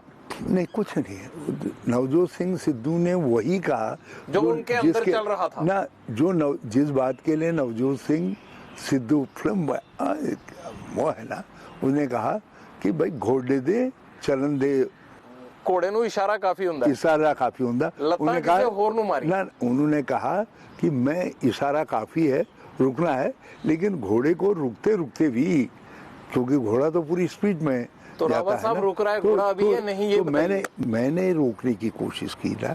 वो पर्चा रंधावा जी ने नहीं दिया था, जो वो गलत समझे, वो मैंने दिया था। नहीं सर, उसमें जो आखिरी 2 लाइनें थी ना, जब आपका रेफरेंस आया, उन्होंने कहा रंधावा जी को कि भाई ये तो रावत साहब कह रहे हैं, उसके बाद की 2 लाइनें ही इंपॉर्टेंट हैं। एक, लाते किसी और को मारना, दूसरा आपने बिठा ही तो रखा था। वो 2 बातों में ही सारी कहानी है। वो कुछ नहीं है, उसने रावत साहब आप पुराने माहिर हैं, आप सब समझ रहे हैं। थोड़ा परिवार में होता है। पर ऐसी नौबत क्यों आई? नवजोत सिद्धू ने ऐसा क्यों बोला? एक परिवार में होता है, लोकतांत्रिक परिवार में होता है कि सर ये लोकतांत्रिक परिवार में तो 4 साल से चल रहे हैं। सुने तो कोई हर्ट फील न करे, कोशिश होनी चाहिए।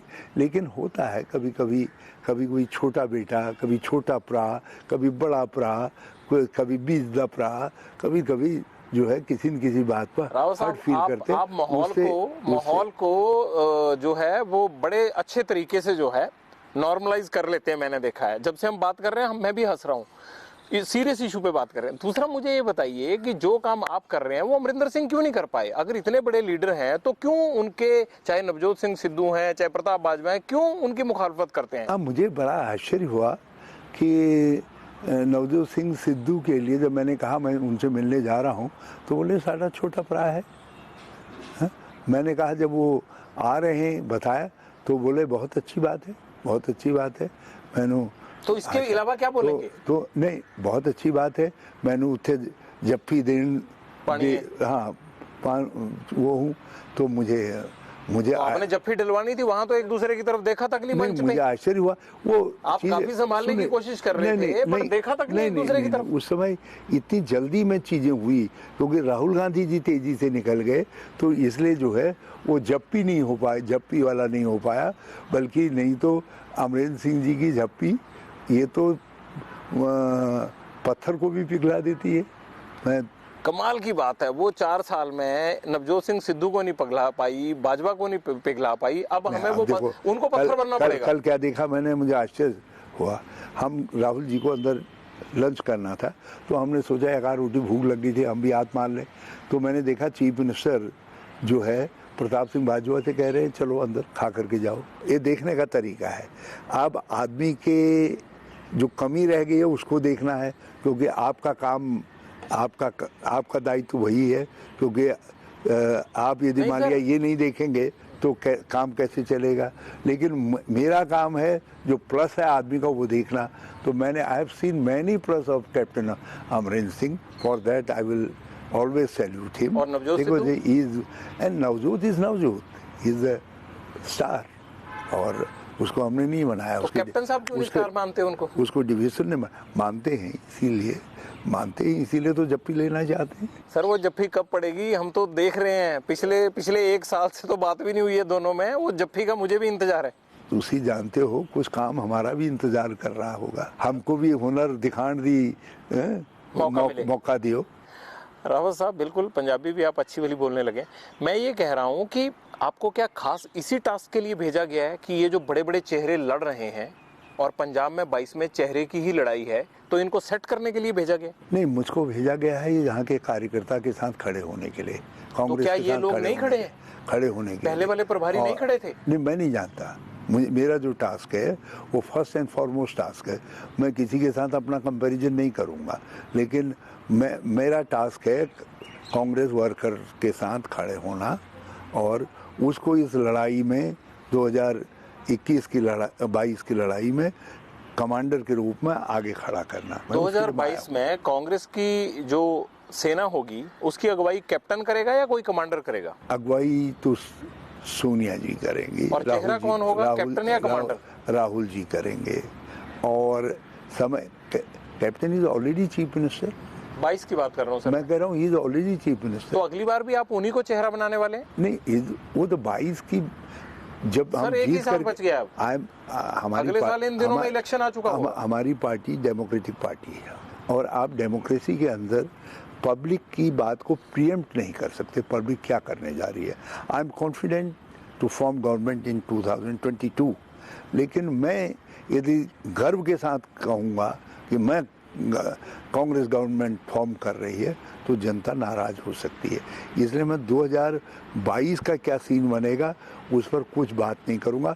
मैं इतना करूंगा कि जनता का विश्वास जीतने के लिए हम एकजुट चेहरा दिखाएंगे और कैप्टन अमरिंदर सिंह हमारे चीफ मिनिस्टर हैं। आपने कहा कि कैप्टन साहब सिद्धू को जप्फी डालने के लिए बोल रहे थे, लेकिन उन्होंने ये भी बोला साथ ही, अगर आपने भी देखा हो मीडिया में भी आ चुका है, कि अगर प्रधान बनाना है तो जो 3 साल पहले पार्टी में आया उसको प्रधान क्यों बना रहे हैं, जो इतने सालों से पार्टी में बैठे हैं और जाखड़ साहब ने इतना काम किया है उनको क्यों नहीं लेते? तो अगर मान लीजिए जप्फी डालनी है तो ये कैसी जप्फी है? देखिए, हाईकमांड जो फैसला करेगा वो सब उसको मानेंगे। लेकिन ये बात है और कैप्टन साहब से बेहतर कौन जानता है इस बात को कि आपको समय के साथ फैसले लेने पड़ते हैं और समय जो चाहेगा वही फैसला पार्टी हाईकमान लेगी। आपने कहा कि नवजोत सिंह सिद्धू अमृतसर में आपने कहा कि फ्यूचर है, पार्टी का फ्यूचर है। मैं दोबारा उसी मुद्दे पे लौट आया हूँ। तो तो आपको नहीं लगता है कि फ्यूचर का यूटिलाइजेशन ज्यादा होना चाहिए? उनको पार्टी ने 1 साल से डंप कर रखा है, उनके यूटिलाइजेशन से कैप्टन सरकार को फायदा लेना चाहिए। जो हो गया। आगे जो है आप देखेंगे कि जो रेस्ट है, कभी कभी प्लेयर को बीच में रेस्ट भी लेना पड़ता है। ज्यादा लंबा नहीं हो गया रेस्ट? जो रेस्ट है, इस रेस्ट ने हमको एक रिजुविनेटेड नवजोत सिंह सिद्धू दिया है, and rejuvenated Navjot Singh Sidhu. Trailer Moga में ट्रेलर था उनका, जो वो सुखी रंधावा वाला एपिसोड था, वो ट्रेलर था। वो it is his style, it is his style. पर उनका स्टाइल दूसरे को पसंद आया है नहीं। It is the part of his flamboyance. वो तो जो है तुसी जब आप घोड़े दो प्यार कर दिया तो घोड़े की दुलत्ती के लिए भी तैयार रहना, और यदि आप जो है शेर को पालते हैं तो शेर कभी कभी जो है नाखून भी लगा सकता है, उसके वास्ते भी तैयार रहना। तो कोई बात नहीं, ये शेर तो शेर कभी कभी रावत साहब, अरे पूंछ भी जोर से फटकारेगा तो आवाज तो करेगा ही।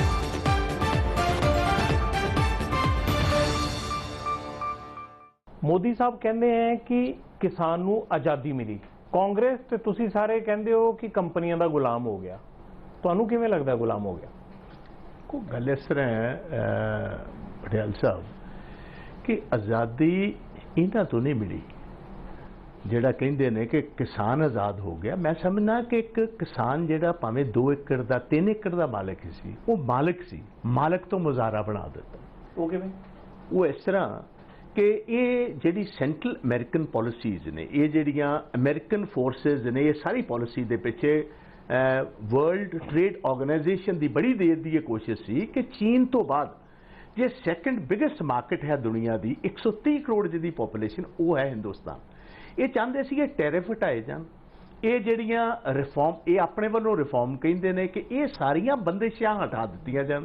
ਜਿਸ ਤਰ੍ਹਾਂ ਸੈਸ ਦੀ ਹੈ, ਜਿਸ ਤਰ੍ਹਾਂ ਇਹ ਕਿਹਾ ਜਾਂਦਾ ਕਿ ਟ੍ਰੇਡਿੰਗ ਹਾਊਸਿਸ ਆਉਣਗੇ, ਉਹ ਟੈਕਸ ਗਵਰਨਮੈਂਟ ਨੂੰ ਨਹੀਂ ਦੇਣਗੇ, ਜਿਸ ਤਰ੍ਹਾਂ ਸਟੇਟ ਗਵਰਨਮੈਂਟਸ ਦੀ ਮੈਂ ਗੱਲ ਕਰਨਾ, ਤੇ ਉਹਦੇ ਨਾਲ ਕੀ ਹੈ ਕਿ ਅਦਰਵਾਈਜ਼ ਉਹ ਚਾਹੁੰਦੇ ਨੇ ਕਿ ਹਿੰਦੁਸਤਾਨ ਦੀ ਮਾਰਕੀਟ ਕਣਕ ਵਾਸਤੇ ਤੇ ਚਾਵਲ ਵਾਸਤੇ ਤੇ ਬਾਕੀ ਚੀਜ਼ਾਂ ਵਾਸਤੇ, ਜਿਸ ਤਰ੍ਹਾਂ ਪਲਸਿਸ ਨੇ, ਦਾਲਾਂ ਨੇ, ਬਹੁਤ ਸਾਰੀਆਂ ਜਿਹੜੀਆਂ ਆਈਟਮਸ ਨੇ already covered under minimum support price, ਇਹ ਖਾਲੀ ਹੋਣ ਤੇ ਅਸੀਂ ਫਲੱਡ ਕਰੀ ਇੰਡੀਅਨ ਮਾਰਕੀਟ। ਜਦੋਂ ਇੰਡੀਅਨ ਮਾਰਕੀਟ ਫਲੱਡ ਹੋਏਗੀ ਤੇ ਓਬਵੀਅਸਲੀ ਇੱਥੇ ਗਲਟ ਹੋ ਜਾਏਗਾ, ਜ਼ਿਆਦਾ ਹੋਣ ਦੇ ਨਾਲ ਇਹਦੀ ਪ੍ਰਾਈਸਿਸ ਡਿੱਗਣਗੀਆਂ। ਪ੍ਰਾਈਸਿਸ ਡਿੱਗਣ ਨਾ ਤੇ ਸਾਰਿਆਂ ਨੂੰ ਵੱਡਾ ਨੁਕਸਾਨ ਜ਼ਿਮੀਦਾਰ ਨੂੰ। ਸੋ ਵਿਸ਼ੇਸ਼ ਇਹ ਪ੍ਰੋਗਰਾਮ ਇਹ ਹੈ ਕਿ ਫੂਡ ਕਾਰਪੋਰੇਸ਼ਨ ਤੋੜੋ, ਵਪਾਰੀਆਂ ਦੇ ਹੱਥ 'ਚ ਦੇ ਦਿਓ, 2-3 ਸਾਲ MSP ਜ਼ਰੂਰ ਦੇਣਗੇ, ਬਟ ਗਵਰਨਮੈਂਟ ਕੀ ਕਰੇਗੀ? ਪਹਿਲੇ ਸਾਲ ਜਿਸ ਤਰ੍ਹਾਂ ਹੁੰਦਾ ਸਾਲ ਹੈ 80% ਪਰਚੇਜ਼ ਕਰੇਗੀ, ਪ੍ਰਾਈਵੇਟ ਅਦਾਰਾ 20% ਕਰੇਗਾ। ਪ੍ਰਾਈਵੇਟ ਅਦਾਰੇ ਨੂੰ ਕਹਿਣਗੇ ਇਹਨਾਂ ਅੰਬਾਨੀਆਂ ਨੂੰ, ਅਡਾਨੀਆਂ ਨੂੰ, ਅਮਰੀਕਨ ਕੰਪਨੀਆਂ ਨੂੰ ਕਿ ਉਨੀ ਦੇਰ ਅਜੇ MSP ਜਿੰਨੀ ਕੀਮਤ ਦਿਓ।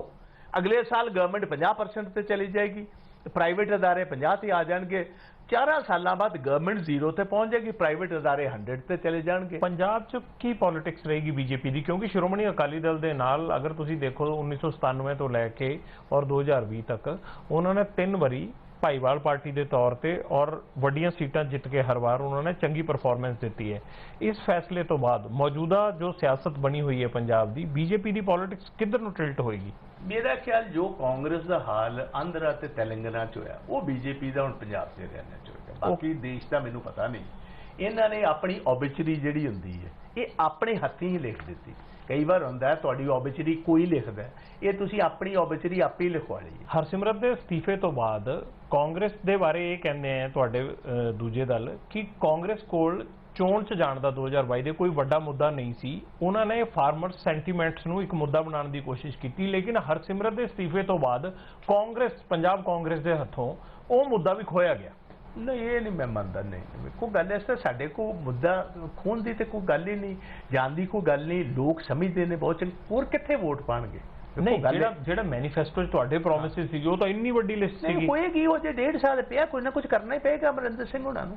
ਹੀ will have to do something, he has done something. ਪੈਸੇ ਹੈ ਨਹੀਂ ਸਟੇਟ ਕੋਲ, ਕੋਵਿਡ ਚੱਲ ਰਿਹਾ ਹੈ, 3.5 ਸਾਲ ਨਿਕਲ ਗਏ ਤੇ 1.5 ਸਾਲ 'ਚ ਕਿੰਨਾ ਕੁਝ ਕਰ ਲਓਗੇ? ਦੇਖੋ, ਬਾਈ ਦੀ ਐਂਡ ਆਫ ਦੀ ਡੇ ਜਿਹੜੀ ਅਸੀਂ ਇਹ ਲੜਾਈ ਲੜ ਰਹੇ ਹਾਂ, ਜੇ ਇਸ ਟਾਈਮ ਸਿਆਣਪ ਦੇ ਨਾਲ ਲੋਕਾਂ ਨਾਲ ਖਲੋ ਕੇ ਲੜਾਈ ਲੜਨ 'ਚ ਕਾਂਗਰਸ ਕਾਮਯਾਬ ਹੋ ਜੇ ਤੇ ਬਹੁਤ ਹੱਦ ਤੱਕ ਅੱਜ ਵੀ ਵੇਖੋ ਪੰਜਾਬ ਨੂੰ ਸੇਫਗਾਰਡ ਕਰਨ ਵਾਸਤੇ ਹੁਣ ਬੜੀ ਸੁਚੱਜੀ ਲੀਡਰਸ਼ਿਪ ਦੀ ਲੋੜ ਹੈ। ਕੋਈ ਬਚਕਾਨਾ ਲੀਡਰਸ਼ਿਪ ਪੰਜਾਬ ਨੂੰ ਨਹੀਂ ਬਚਾ ਸਕਦੀ, ਕਿਉਂਕਿ ਇਸ ਬਿਲਸ ਨੂੰ ਇਹ ਜਦੋਂ ਦੇ ਆਰਡੀਨੈਂਸਸ ਬਿਲਸ ਬਣ ਗਏ ਨੇ, ਸਾਡੇ ਸਾਹਮਣੇ ਅਸਲੀਅਤ ਪਿਕਚਰ ਆ ਗਈ ਹੈ ਕਿ ਜਿੱਥੇ 60,000 ਕਰੋੜ ਰੁਪਈਆ ਸਾਨੂੰ ਸੈਂਟਰ ਦਾ ਪੱਕਾ ਹੀ ਆਉਂਦਾ ਸੀ, 35,000 ਕਰੋੜ ਰੁਪਏ ਦਾ ਝੋਨਾ ਵਿਕਦਾ ਸੀ, 25,000 ਕਰੋੜ ਦੀ ਕਣਕ ਵਿਕਦੀ ਸੀ। ਹੁਣ ਇਹ ਪ੍ਰਾਈਵੇਟ ਅਦਾਰਿਆਂ ਦੇ ਆਉਣ ਨਾਲ 2-3 ਸਾਲਾਂ 'ਚ ਇਹ 60,000 ਕਰੋੜ 50,000 ਜਾਂ 45,000 ਕਰੋੜ ਤੇ ਚਲਾ ਜਾਏਗਾ। ਠੇਕੇ ਵੀ ਗਿਰਨਗੇ, ਪੰਜਾਬ ਦੀ ਜਿਹੜੀ ਸੈਸ ਦੀ ਆਮਦਨ ਹੈ ਜੀ ਉਹ ਵੀ ਜ਼ੀਰੋ ਹੋ ਗਈ। ਤੇ ਸਾਨੂੰ ਬਹੁਤ ਸੁਚੱਜੇ ਢੰਗ ਨਾਲ ਬੜੀ ਅਕਲਮੰਦ ਲੀਡਰਸ਼ਿਪ ਪੁਰਾਣੀ ਪਾਰਟੀਆਂ ਹੀ ਇਹ ਦੇ ਸਕਣਗੇ। ਅਮਰਿੰਦਰ ਸਿੰਘ ਤੋਂ ਜ਼ਿਆਦਾ ਤਜਰਬੇਕਾਰ ਤਾਂ ਕੋਈ ਲੀਡਰ ਹੈ ਹੀ ਨਹੀਂ ਪੰਜਾਬ 'ਚ। ਚਲੋ ਇਹਦੇ ਬਾਰੇ ਮੈਂ ਅਜੇ ਟਿੱਪਣੀ ਨਹੀਂ ਕਰਨਾ ਚਾਹਾਂਗਾ। ਨਹੀਂ ਕਰੋ।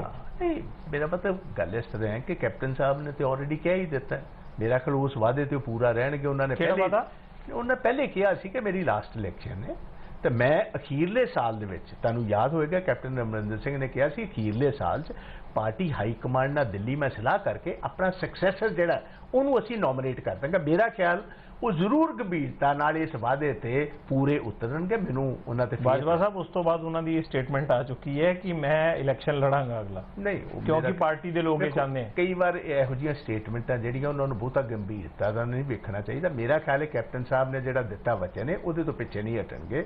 ਉਹਨਾਂ ਦੀ ਅਖੀਰਲੀ ਇਲੈਕਸ਼ਨ ਨੇ, ਉਮਰ ਵੀ ਉਹਨਾਂ ਦੀ ਕਾਫੀ ਹੋ ਗਈ, ਤਜਰਬੇ ਤੇ ਪਾਰਟੀ ਉਹ ਜੇ ਬਾਹਰ ਵੀ ਸੀਨ ਤੋਂ ਹੋਣਗੇ ਤੇ ਲੋਕ ਤਾਂ ਵੀ ਉਹਨਾਂ ਦੇ ਤਜਰਬੇ ਦਾ ਪੂਰਾ ਫਾਇਦਾ ਲੈਣਗੇ, ਪਾਰਟੀ ਪੂਰਾ ਫਾਇਦਾ ਲਏਗੀ। ਹੁਣ ਯੰਗਸਟਰਸ ਦਾ ਟਾਈਮ ਹੈ। ਮੇਰਾ ਖਿਆਲ ਹੀ ਆਲਸੋ ਅੰਡਰਸਟੈਂਡਸ ਕਿ ਹਮੇਸ਼ਾ ਜਿਹੜਾ ਪੁਰਾਣੇ ਪਲੇਅਰ ਹੁੰਦੇ ਨੇ ਆਪਣੇ ਵਕਤੀ ਉਹ ਜਿਹੜੇ ਨੇ ਅਗਲਾ ਬੈਟਨ ਜਿਹੜਾ ਹੈ ਨਵੀਂ ਲੀਡਰਸ਼ਿਪ ਨੂੰ ਦੇ ਕੇ ਜਾਂਦੇ ਸੋ ਦੈਟ ਉਹ ਪਾਰਟੀ ਦੀ ਕੰਟੀਨਿਊਟੀ ਬਣੀ ਰਹੇ। ਤਾਂ ਮੇਰਾ ਖਿਆਲ ਉਹ ਵਾਅਦਾ ਵੇਖੋ, ਇਹ ਲੋਕਾਂ ਨਾਲ ਕੀਤਾ ਹੋਇਆ ਵਾਅਦਾ, ਲੋਕਾਂ ਨਾਲ ਕੀਤੇ ਹੋਏ ਵਾਅਦੇ ਤੋਂ ਜਿਹੜੇ ਲੀਡਰ ਨੇ ਉਹ ਪਿੱਛੇ ਨਹੀਂ ਹਟ ਸਕਦੇ। ਨਾਲ ਉਹਨਾਂ ਦਾ ਆਪਣਾ ਬਿਆਨ ਹੈ ਕਿ ਅਖੀਰਲੇ 1 ਸਾਲ ਜਦੋਂ ਰਹਿ ਜਾਏਗਾ ਮੈਂ ਪਾਰਟੀ ਹਾਈ ਕਮਾਂਡ ਨਾਲ ਗੱਲ ਕਰਕੇ ਆਪਣਾ ਸਕਸੈਸਰ, ਚੰਗਾ ਸਕਸੈਸਰ, ਨੇਕ ਸਕਸੈਸਰ ਜਿਹੜਾ ਪਾਰਟੀ ਨੂੰ ਲੋਕਾਂ ਦੇ ਨਾਲ ਦ੍ਰਿੜਤਾ ਦੇ ਨਾਲ ਲੈ ਕੇ ਜਾ ਸਕਦਾ, ਜਿਸ ਚਿਹਰੇ ਮੋਹਰੇ ਤੇ ਪੰਜਾਬ ਨੂੰ ਯਕੀਨ ਹੋਏਗਾ ਕਿ ਪੰਜਾਬ ਦਾ ਬੈਨੀਫੀਸ਼ੀਅਰੀ ਹੈ, ਪੰਜਾਬ ਨੂੰ ਇਹ ਬੈਨੀਫਿਟ ਦਵਾਏਗਾ, ਇਹਦੇ ਵਿੱਚ ਉਹ ਕਾਬਲੀਅਤ ਹੈ ਪੰਜਾਬ ਨੂੰ ਇਸ ਔਖੀ ਘੜੀ ਚੋਂ ਬਾਹਰ ਕੱਢਣ ਦੀ। ਇਸ ਜਿਸ ਤਰ੍ਹਾਂ ਕਹਿੰਦੇ ਨੇ ਕਿ ਇਸ ਸ਼ਿਪ ਨੂੰ ਇਹਦੇ ਚੋਂ ਚਾਰਟਰ ਕਰਕੇ ਔਖੇ ਕੋਰਸ ਦੇ ਵਿੱਚੋਂ ਬਾਹਰ ਕੱਢ ਕੇ ਲੈ ਕੇ ਜਾਏਗੀ। ਤਾਂ ਮੈਨੂੰ ਪੂਰਨ ਵਿਸ਼ਵਾਸ ਹੈ ਕੁਝ ਸਟੇਟਮੈਂਟਾਂ ਵੈਸੇ ਦਿੱਤੀਆਂ ਜਾਣੀ, ਇਹ ਤੇ ਪਬਲਿਕ ਉਹਨਾਂ ਦਾ ਇੱਕ ਲੋਕਾਂ ਦੇ 6 ਮਹੀਨੇ ਹੋਰ ਇੰਤਜ਼ਾਰ ਹੈ ਕਿਉਂਕਿ 1 ਸਾਲ ਤੁਸੀਂ ਕਿਹਾ ਨਾ ਜਦੋਂ ਰਾਜ ਮੁੱਕਣ ਨੂੰ ਰਹਿ ਜਾਏਗਾ ਤਾਂ ਉਹਨਾਂ ਕਿਹਾ ਫਾਈਨਲ ਈਅਰ ਚ ਆਏਗਾ। ਮੇਰਾ ਖਿਆਲ ਉਹ ਟਾਈਮ ਹੁਣ ਆ ਹੀ ਰਿਹਾ। ਅਖੀਰਲੇ 4-5 ਮਹੀਨੇ ਤੇ ਇਲੈਕਸ਼ਨ ਦੇ ਮਹੀਨੇ ਹੁੰਦੇ ਨੇ, ਉਦੋਂ ਤੇ ਤੁਹਾਨੂੰ ਪਤਾ ਮਾਂ ਪੁੱਤ ਨਹੀਂ ਸਮਝਦੀਆਂ ਹੁੰਦੀਆਂ। ਹੁਣ ਟਾਈਮ ਆ ਅਖੀਰਲੇ 1 ਸਾਲ ਆ ਗਿਆ। ਮੈਨੂੰ ਪੂਰਨ ਵਿਸ਼ਵਾਸ ਹੈ ਕਿ ਹੁਣ ਮਹੀਨੇ 2 ਮਹੀਨਿਆਂ ਦੇ ਵਿੱਚ ਹੀ ਕੁਝ ਸੋਹਣਾ ਫੈਸਲਾ ਕੈਪਟਨ ਸਾਹਿਬ ਵੀ ਲੈਣਗੇ ਪਾਰਟੀ ਹਾਈ ਕਮਾਂਡ ਨਾਲ। ਘੱਟ ਤੋਂ ਘੱਟ ਉਹ ਆਪਣਾ ਅਗਲਾ ਪਲੇਅਰ ਜਿਹੜਾ ਆਉਣ ਵਾਲਾ ਕੈਪਟਨ ਜਿਹੜਾ ਅਗਲੀ ਸੀਰੀਜ਼ ਦੇ ਵਿੱਚ 50-50 ਮੈਚਸ ਦੇ ਵਿੱਚ ਲੈ ਕੇ ਜਾਏਗਾ ਵਰਲਡ ਕੱਪ ਦੇ ਵਿੱਚ, ਉਹੋ ਜਿਹਾ ਬੰਦਾ ਸਾਹਮਣੇ ਲੈ ਕੇ ਆਣਗੇ ਜਿਹੜਾ ਤਗੜਾ ਹੋ ਕੇ ਫਰੰਟ ਫੁੱਟ ਤੇ ਛੱਕਾ ਮਾਰਿਆ ਕਰੇਗਾ ਤੇ ਗੇਮ ਚ। ਕੈਪਟਨ ਸਾਹਿਬ ਨਹੀਂ ਮਾਰ ਸਕਦੇ ਸਿਆਸੀ ਛੱਕੇ ਇੰਨੇ ਮਾਰਦੇ ਹੁਣ? ਬਹੁਤ ਮਾਰੇ ਨੇ, ਬਟ ਬਹੁਤ ਮਾਰੇ ਨੇ। ਹੁਣ ਧੋਨੀ ਸਾਹਿਬ ਦੀ ਉਮਰ ਚ ਪਹੁੰਚ ਗਏ ਨੇ।